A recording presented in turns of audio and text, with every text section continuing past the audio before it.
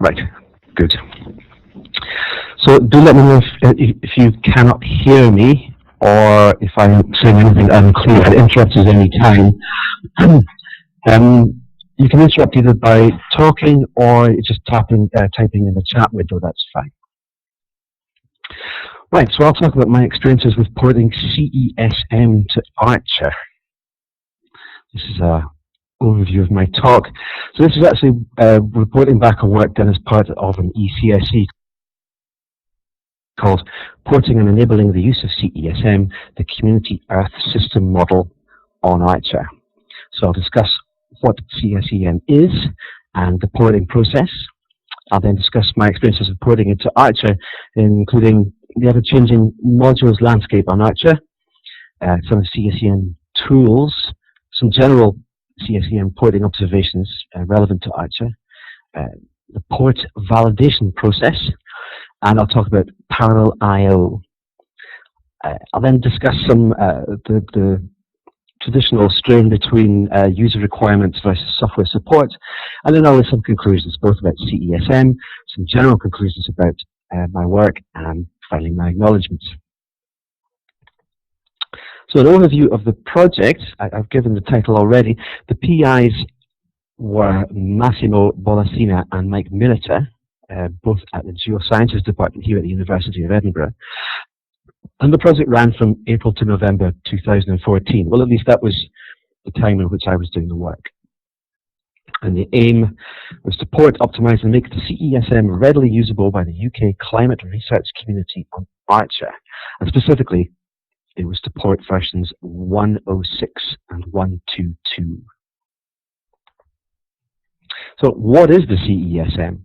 It's the Community Earth System Model, and it's a coupled climate model for simulating the Earth climate system. It's often referred to as the American climate model. And it's the 4 submodels simultaneously simulating the Earth's atmosphere, ocean, land surface, and sea ice. There's actually a 5th component, which is a coupler, which lets all the 4 components talk to each other and exchange information. And the last bullet point, there is the URL for the CESM project in general. Why CESM? Why the American model? What's wrong with the other models? Well, CESM is recognized as leading global climate model, widely recognized, successful by international research community. And the idea of putting CESM onto ARCHER was it would complement both the Met Office's unified model and WRF-GEM, in that CESM simulates tropical climate better than the other models. CESM is a prominent model developed by the US climate research community. It can exploit high levels of parallelism provided by ARCHER and can be configured in many ways, opening a wide range of avenues for climate research. So how to use CESM? I should say straight off that this page is heavily inspired by, let's say, the URL at the bottom there, which is, I've actually taken, well, this page in particular, I've taken the text directly from the tutorial, which is freely available. So how do you use CESM? First of all, you visit their web page, you register.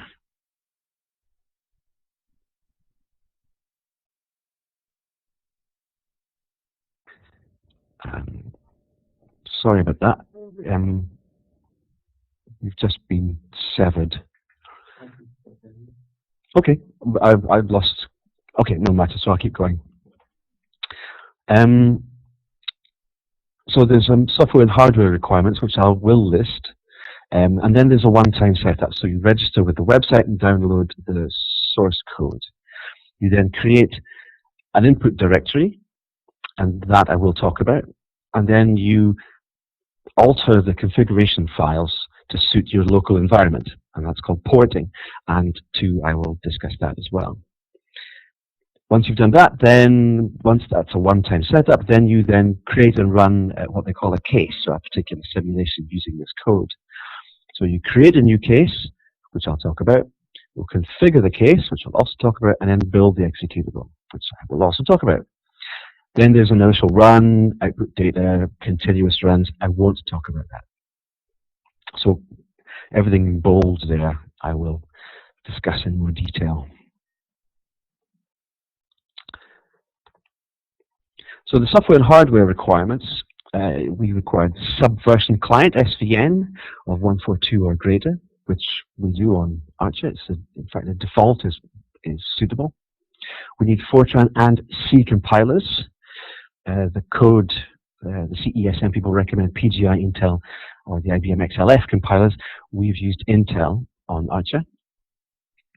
We also need the NetCDF library, particularly 4.1.3 or greater. Indeed, CESM can also use parallel NetCDF as well, which I investigated during the course of this project. We require MPI, but also if you want to run in mixed mode, you require OpenMP as well. So CESM is indeed a mixed mode code. And it uses external libraries, particularly ESMF, MCT, PIO.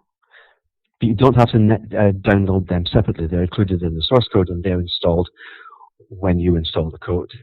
I believe PIO is actually a module in ARCHER, but we didn't use that. I kept it all internally, all self-contained. So CESM is currently available on many platforms. It runs out of the box on these platforms, Edison, NBNL, etc. Now, the first one, Edison, is quite interesting because it's actually a Cray XC30, which is the same as ARCHER. So the idea was that the installation of ARCHER would be straightforward because we could simply just reuse the Edison files. Unfortunately, there was a lot more work required, despite the similarities, but I'll go into more detail later. So if you remember back in the list of things to do, there's a section on creating an input data directory. So this input data area contains all the input data required to run the model. And on supported machines, such as the ones just listed on the previous page, there will be an input directory already in existence, and that will probably be very large.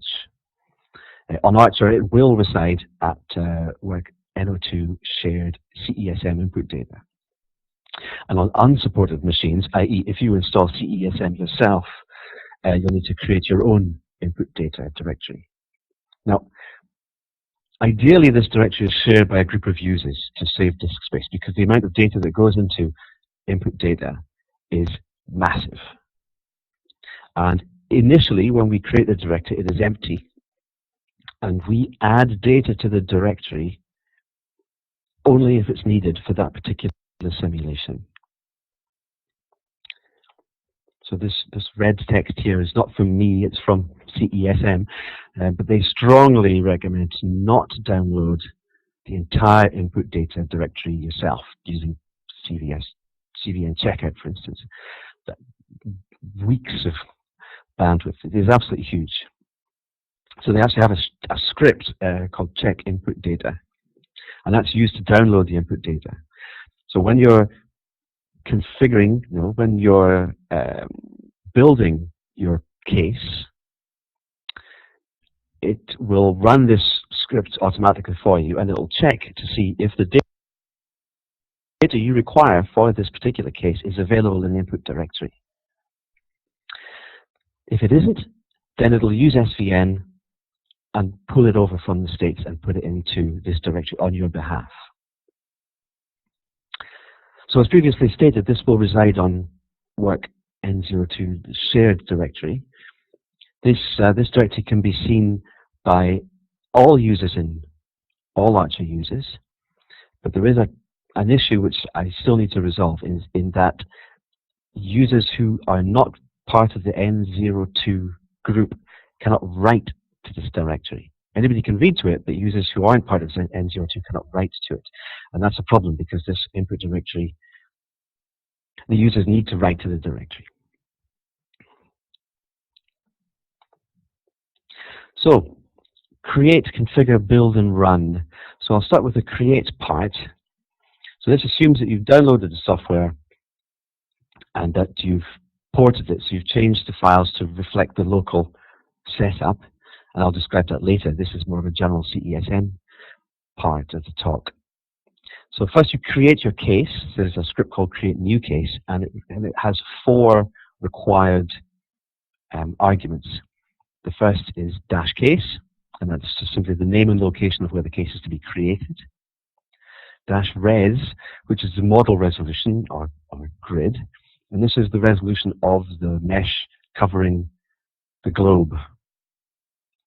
Has a particular format, and then it has a kind of a reduced form. So if I'm not a geophysicist, so I don't really understand that, but an example is F19_G16. I'm guessing that's, no, I don't know. Then there's the comp set, which specifies the component set, and that's where you say, I want to model sea ice, and I want to do that in a dynamic manner. I also want to model the land, but I want to do that in a static manner, etc. And so you can switch on or off the 4 components in a static and dynamic manner for each 4. And so if you look, there's in the guide, there's a table of all the different ways that you could run it, and they all have a code. And that for the example here, our code is B_1850_CN, which makes no sense to me now, but it would make sense if you knew CESM. And finally, MASH, or Mac, short for machine. In our case, we would say -Mac Archer. There are supported machines which are tested regularly. That's Bluefire, Jaguar, Franklin, Trepid. And actually, this will soon include Archer in future releases of CESM. The CESM team have very kindly agreed to include my port into future releases. There are also prototype machines not tested regularly, and then generic machines, such as ones where you might install CESM yourself. So once you've created this case, that's created the directory, and it's taken over all the necessary software components, and it's created a number of scripts built on the your port, and then that's then locked down now. So your model will always have this resolution, and will always be modeling using this component set, and will always be for your target platform. But at runtime, you can say, I want to switch off this component, I want to do this level of time stepping, I want to run for this long, I want to run this number of processes, etc. So yes, so the create command creates a new directory, holds all the source code, creates a configure script. We have a number of XML files, which are the environment variables, and there's also a script called XML change, which allows you to change the layout of the virtual processor grid with simulation time, frequency of restart files, switching on NetCDF or switching on parallel NetCDF. It's up to you. So once this is all created, you want to configure, run, and build the code. So /configure and then the case. We'll create the build script and the batch submission scripts. Then one just simply runs the build script, which will build the executable. And at that point, that's when it fetches the necessary, well, it checks the input files to see if the necessary input direct files are available in the input directory. And if not, then it pulls them over using SVN. And then finally, there's another script which you run to submit to the batch system. So before we can configure, build, and run, we have to port. I have to create the XML files for Archer, specifically Archer. Thankfully, there were 2 existing sets of configuration files, one for Edison, which I said is similar to Archer, and one a generic Intel Linux. And indeed, the port wasn't as straightforward as envisaged. For instance, some modules in Edison are not available in Archer, and using replacement modules, we actually illuminated some compiler bugs, bugs in libraries, etc., which helped us inform what is made available to normal users or all users on Archer. So we were able to change the defaults, for instance. And indeed, some of the standard installation compiler options for Edison were different on Archer. Anyway. And then, of course, with any HPC platform, I think there's an ever-changing landscape, and not just HPC platform, but also doing work for clients. For instance, user requirements could change during the course of the project. This eCSE the proposal was initially to port 105 and 120, but during the course of the project, it was decided to actually switch to 106 because of the bugs in 105 that were fixed. And we replaced 120 with 122, the most up-to-date version. It seemed the logical thing to do. There's a very good process in place for handling change in eCSE projects, and that's every quarter, every 3 months. The PIs are required to submit a document which is just describing progress against the projected work plan, but also any changes or alterations to the original project. Of course, exchanges are better than additions. Exchanges, you're just swapping like for likes. There's no extra effort. Additions, you have to then, if they're essential, then you would have to rejig how you spread the effort over all the work packages. Typically, I would suggest additions are better put in a new section called possible work, so that if the project runs faster than they had expected, then and if there's free time, then you can then look at those additions.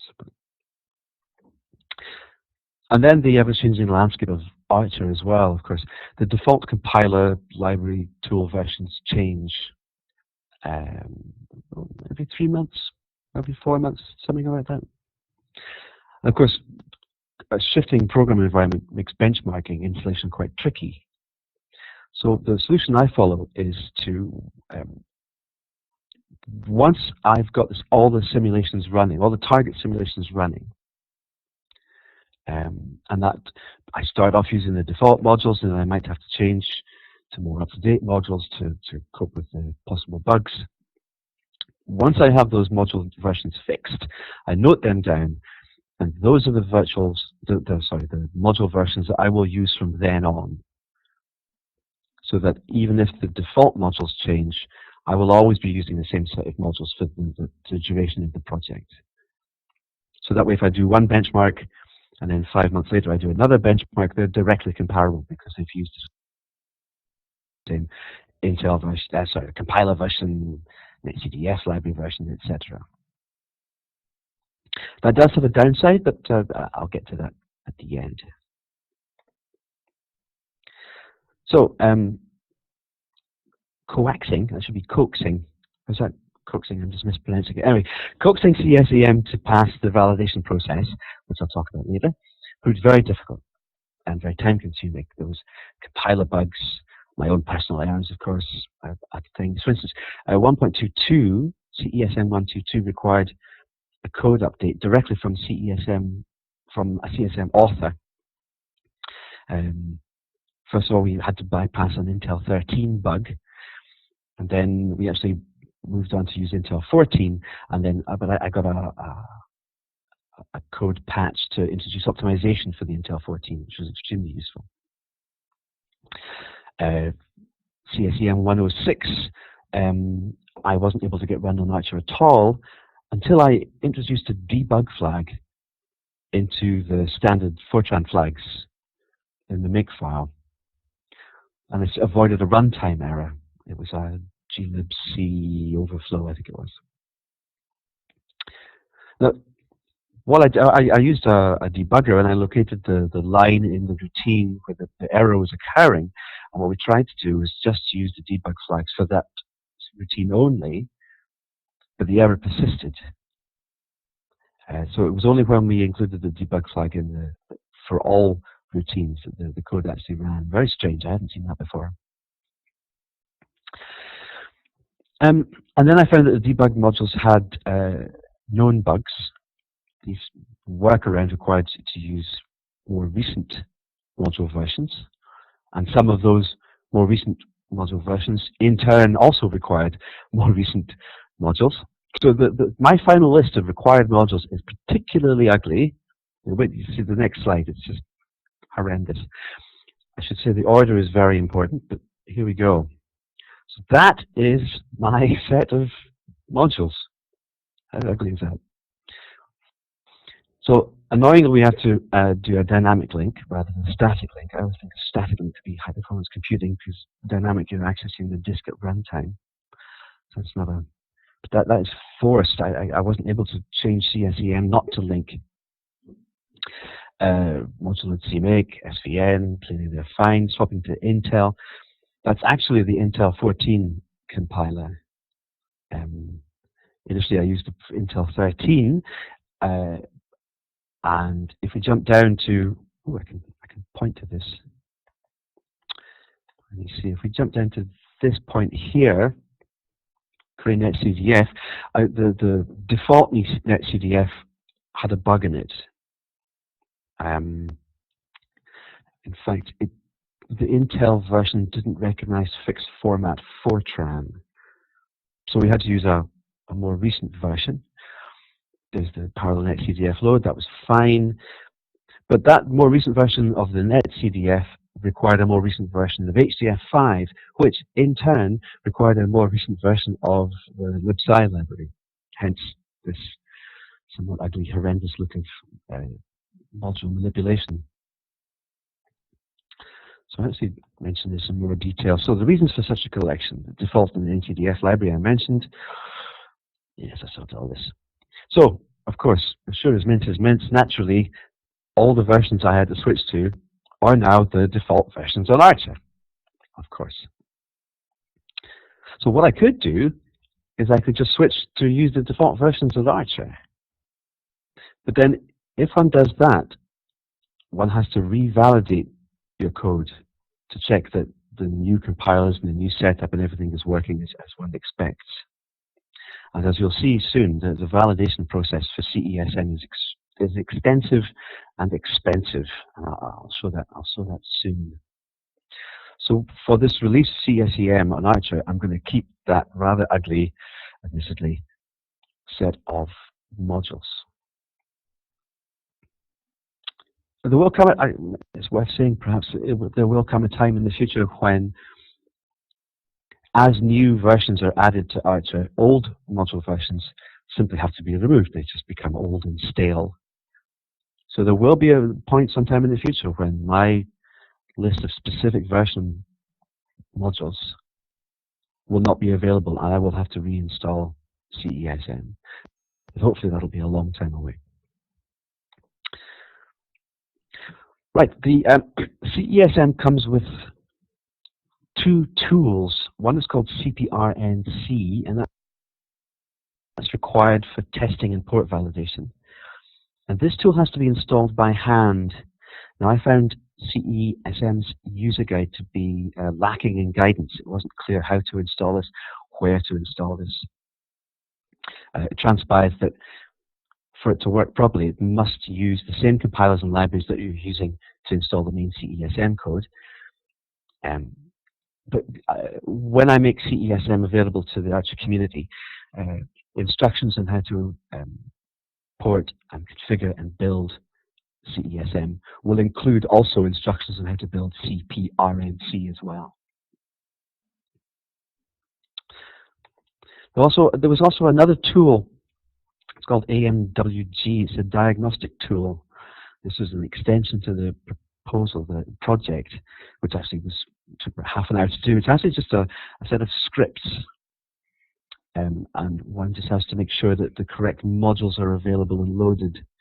I think NIO was a module that's required by the script.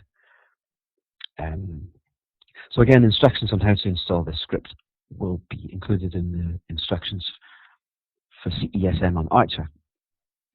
I should add that AMWG and cprnc and CESM itself are all unsuitable to be included as a module on Archer. It's a bit like OpenFOAM in that sense, in that users have to download the software stack and configure it locally. Okay.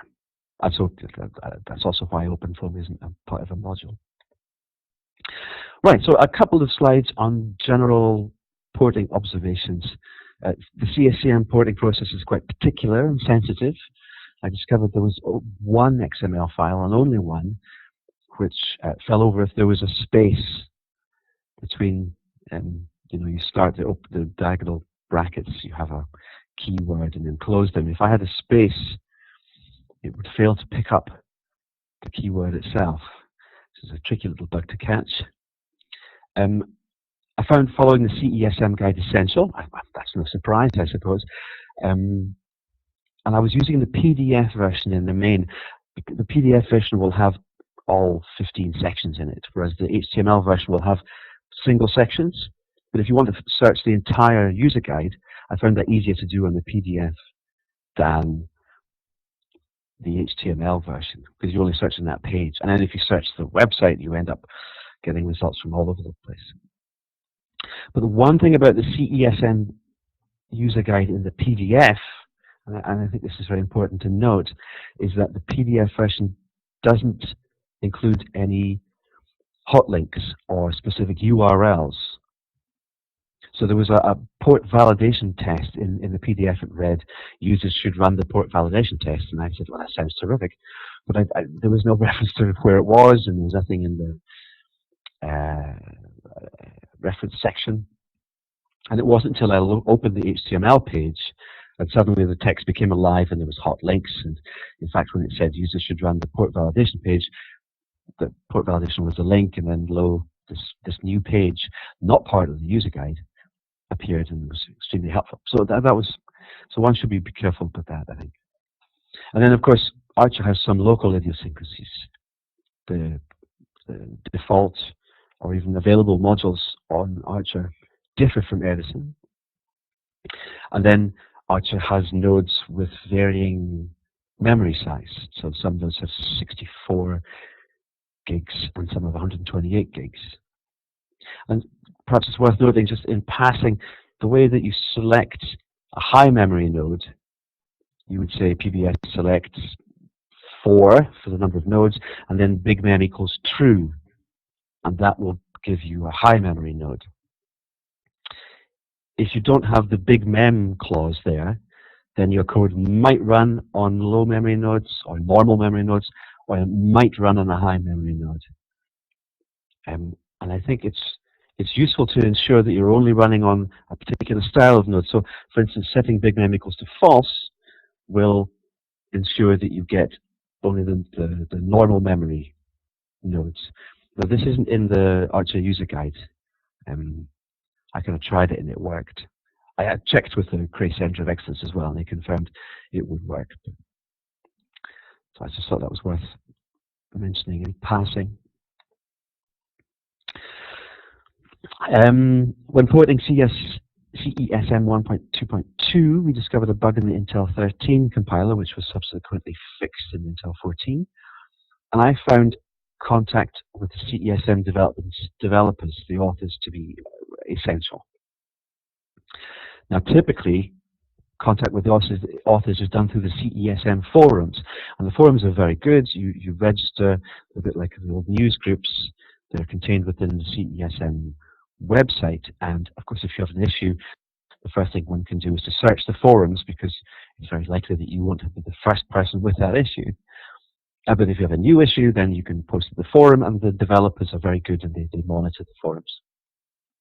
Luckily, however, through the CESM network, I was very lucky to establish direct contact with one of the authors, who was very helpful and very friendly, and very tolerant of me not using the forums. They are the best way to do. So establishing direct contact with an author is perfect, but frankly, it's not a scalable solution. If everybody did that, then they wouldn't be able to develop the code. And I received up-source files directly from the author. Indeed, they'll be available now via the CESM SVN, I expect, but I was able to get them faster, and that was highly beneficial. So once I had ported the code, I needed to know that I had ported it correctly. And in fact, that's the same with any software package.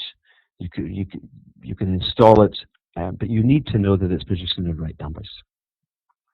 And perhaps this is most pointed in climate change simulations. There's especially with the in the media, if a numerical error has approached and gives you a false answer, but you don't know it's wrong because you haven't done the validation properly, then let's say climate change naysayers will probably jump on that, and rightly so. So you have to ensure that your installations are validated. And the CESM has two testing methods. One is a basic suite, which can take maybe half an hour to run, and that's for new users exploiting a centrally installed one, like, or a supported one, like the one in ARCHER will be soon. But it also has a port validation, and that's when one ports to new platforms. So that's the validation that I ran. Now, I suppose this is an open question. If I port to ARCHER and I run expensive validation tests, what then happens if my modules are no longer available and I then have to use new modules? I don't think I'm a new user, but then do I go through the entire validation test just because, I don't know, ACF 5 modules no longer available? I would suggest yes, but you'll see the port validation for CESM is particularly extensive and expensive. So they have 5 steps. The first is to test functionality. So there are 11 specific, very short test cases. I say the first is very short, and you get more and more expensive. These check permissions, location of input files, just to see that everything can talk to everything. And then the later ones perform some basic calculations and does a direct numerical comparison with expected results. And so you get a very nice, I think if it works, it says pass. And if it doesn't work, then it's very good error messages, and it helps you with the installation. The second step is to verify performance and scaling. So just to see that if you double the number of processes, then it goes at least twice as fast, which is very nice. And there are actually 3 different cases in that step. And then the third step is the performance validation, and that checks validation functional and scientific performance. And there are 3, that should say thorough. There are 3 thorough test cases given. And then step 4, you perform 2 one-year simulations to test reproducibility and restart and production capability. And then finally, you carry out a 30-year high-resolution simulation and compare those results to known results. Now,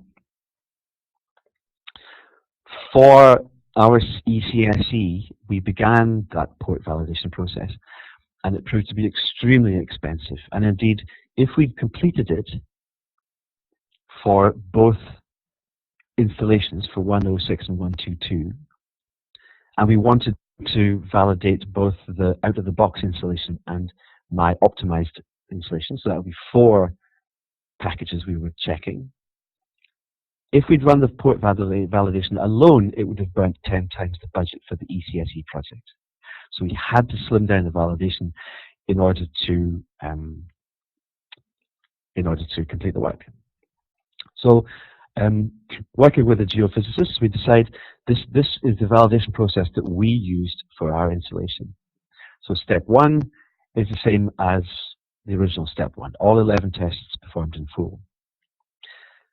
Step 2, to check performance and scalability, we only check scalability, and rather than the 3 tests that were suggested by CSEM, we used 2 tests that we found relevant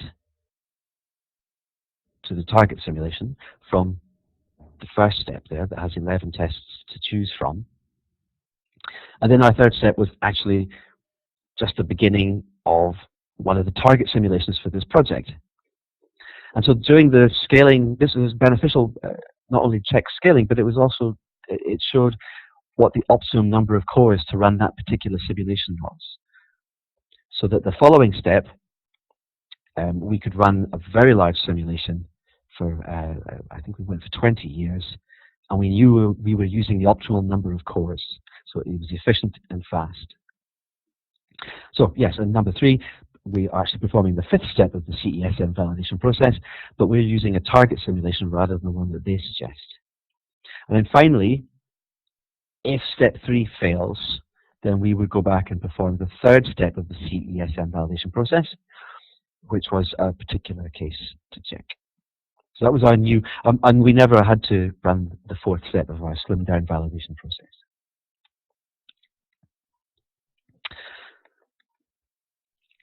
So, I'm going to talk about Archer Parallel IO in general. Now, this has been mentioned quite a few times in this tech webinar series, but I think it's well worth repeating. So Archer's Lustre file system has a number of IO servers. By default, each file is assigned 4 IO servers and split across them in 1 megabyte chunks. Or striping, this is only striping. Archer actually has 48 virtual IO servers. These servers are called OSTs, Object Storage Targets. So increasing file striping allows any program to exploit all IO servers. The stripe can be set per file or per directory. One thing I think is very important to note, and caught me out, is that you cannot change the striping on pre-existing files. You can change it on a pre-existing directory, and then anything created within that directory, be it a file or further subdirectories, they will inherit the same striping configuration. So there's an example here, LSF set stripe -C -1, and then the directory. Now the default is 4. That -1 actually assigns all the available OSTs for that directory. And in very general terms, it's best for large files only. It's not, you don't want to stripe small files over disks. For this, so I found a very good slide which I haven't included here. It's on the Archer website. It's entitled Parallel IO. It was presented by Cray, and they say when to use striping and how many OSTs one should use. And there's a table. If your number of OSTs is greater than the number of files you're going to write, if it's equal to the number of files you write, if it's less than the number of files you write, and they recommend different values. Now for CESM, the files are huge, and so I always use -1. So as I say, CSEM writes and reads a small number of very large data files for every snapshot. And it is possible within the simulation to actually dump snapshots very frequently. So there could be a very large number of very large data files being written to disk. Now what I've done is the shared input directory, which is a very long list of, it's all the very large input files, the initial conditions, which one populates at runtime, at build time. Now I set that with -1 OSTs, i.e. using as many as possible. And CESM writes small files and large files, thankfully to separate directories. So the small files directory I left alone, but the large files directory, that's been assigned as many OSTs as possible as well. And that's done before execution as well. So for CESM, the input data directory is set to -1, and the directories local to my disk, local to me, the directories only where large files will be written. That also has -1. So the target simulations we ran once we ported it and validated it, and we did some scaling and tests. Switching on this parallel IO actually got the code 10% faster. Interestingly, this was using both NetCDF or parallel NetCDF. And I believe this is because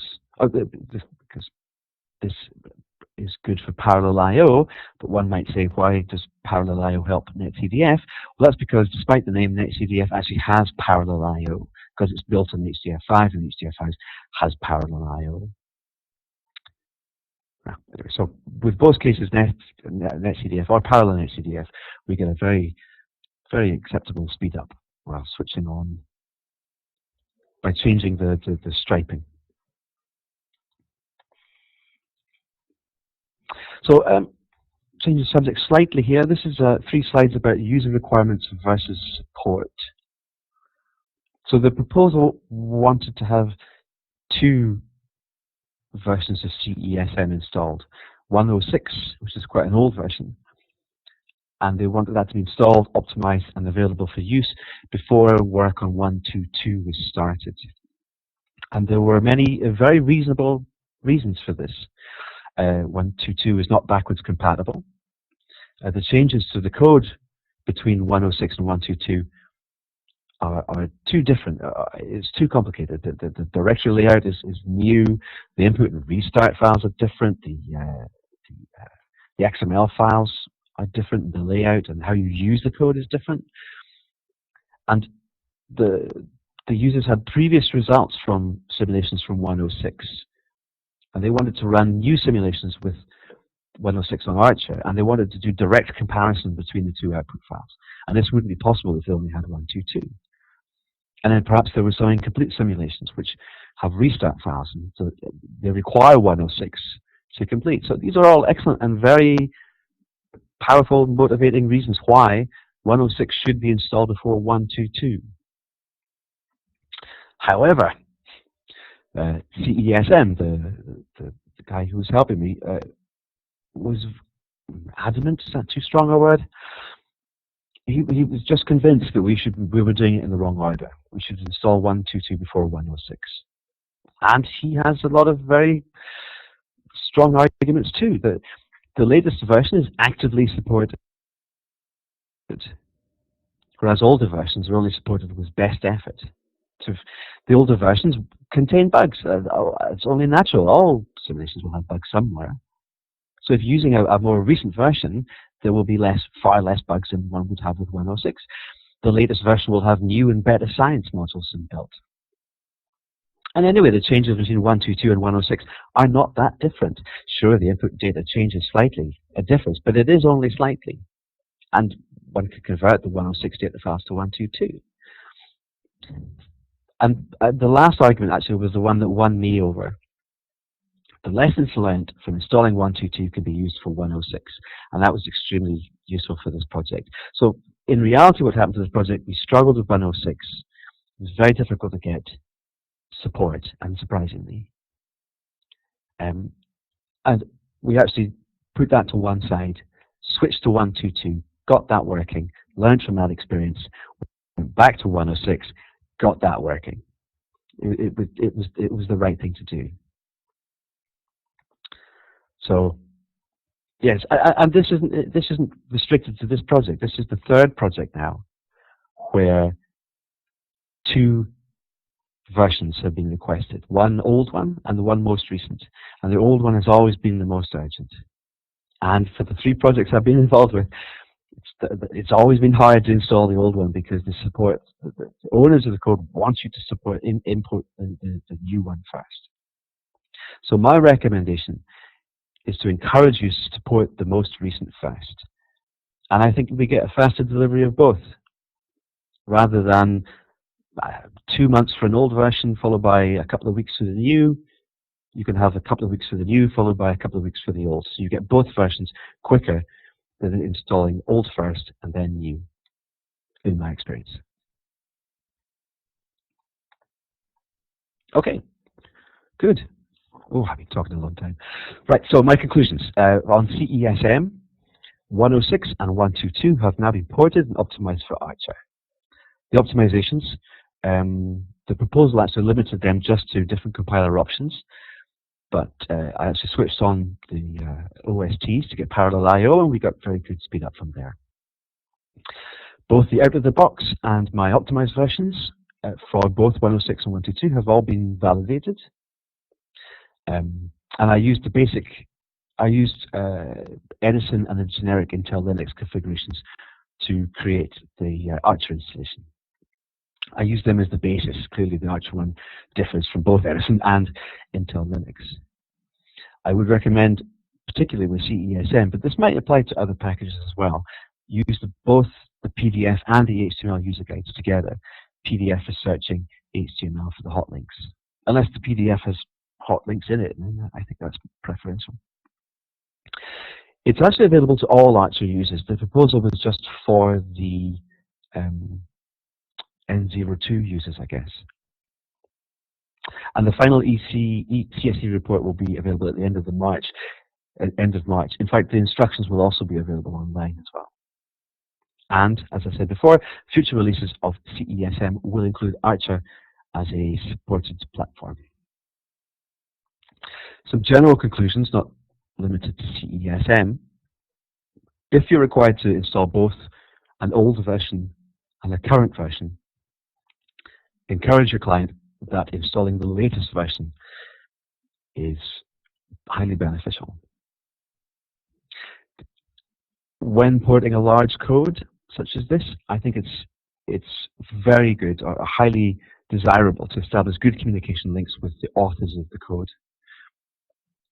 If you're lucky enough, you can get direct access, but typically, if you do it through the groups, it's more helpful to other users as well. If you report a new error, then other users can benefit from that too. I think it's very important to report any mistakes that you find in user guides. User guides are an essential part of any software environment or platform. So,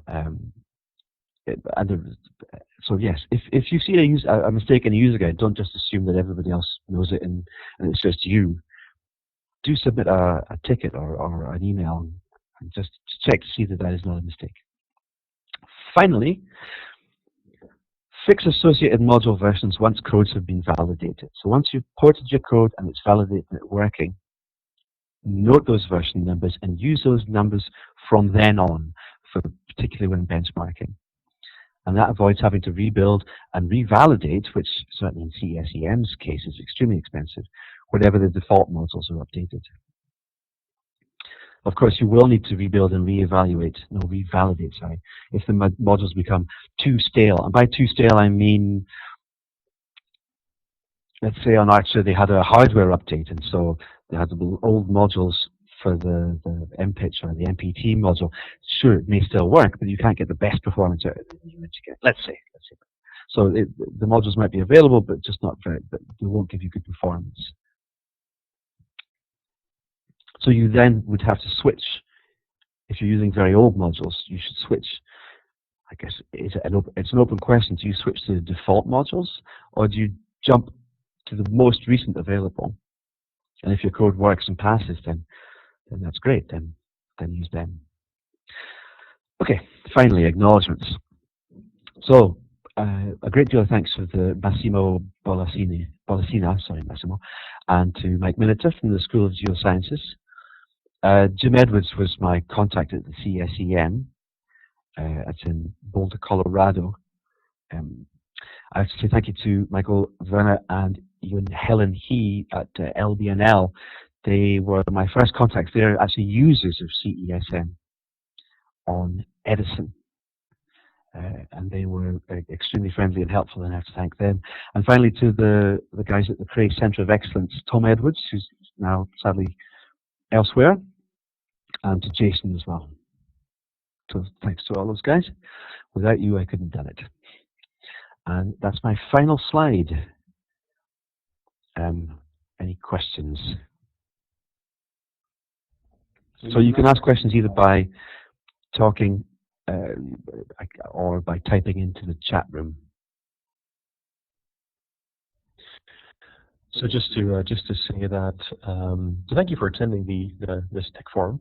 The slides that Gavin's presented, thanks to Gavin as well. The slides that Gavin presented will be made available on the ARCHER website for reviewing afterwards. Also for anybody who wasn't able to attend in person. And the recording of this session will also be made available later on. So if anybody has any questions, please feel free to. There's a question from Glenn Carver.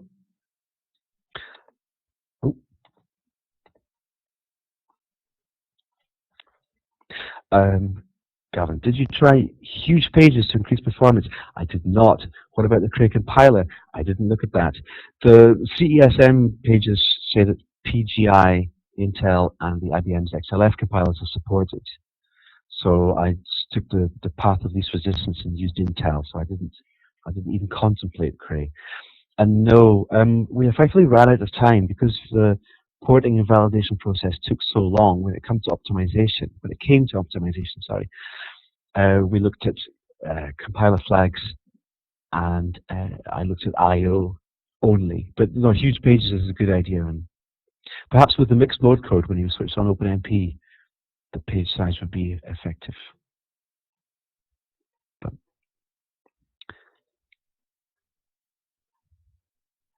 you're welcome. Can I borrow your microphone? I think my microphone was more. Oh, was it really? Oh, I'm sorry. Well, I'll keep going. Okay. Maria says, any users in Archer has full access to CSM 1.2. Any user on Archer can install and use CESM. Certainly, you can download it, you can build it. The only restriction at the moment, I guess there's two restrictions. One, the very large input directory is currently only readable for users that aren't members of N02. So if you were building your case and you discovered that input files were required that weren't there, it would try to write there and fail. So users who are not part of N02 will have to create their own input directory. But and the second restriction is that I haven't put the instructions up on the web yet. But if anybody is very excited then and can't wait, then I can send them directly to them. That's my email on the screen just now. Maria continues to ask, what about the one I ported? So, right, one has to download the source code. My instructions will show you how to alter source code you downloaded in order for it to then work with Archer. What I've done is actually I've made five files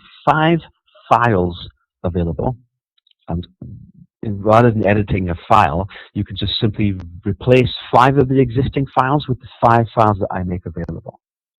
So you're overwriting the files from CESM CVN repository with my 5 files. I hope that's okay. Glenn Carver asks a question about, oh, Maria says thanks, you're welcome. Glenn asks, I noticed it uses CMake, yes, and a configure script, correct. Was it simple, or did you find you had to debug some of the scripting for the install and build? I found CMake difficult in the past. Currently, the default version of CMake on Archer works like a dream. So that's very, very nice and very welcome to see. Did I have to debug the scripts? No, nor the build. What the difficulty was, the difficulty was locating the 5 files I had to change and how I had to change them. And that's done before configure and build. So configure is a script which simply runs and generates a new directory with the necessary source files, and then you can build it and then run. The difficulty is changing the XML files within the source stack so that it recognizes Archer and runs efficiently.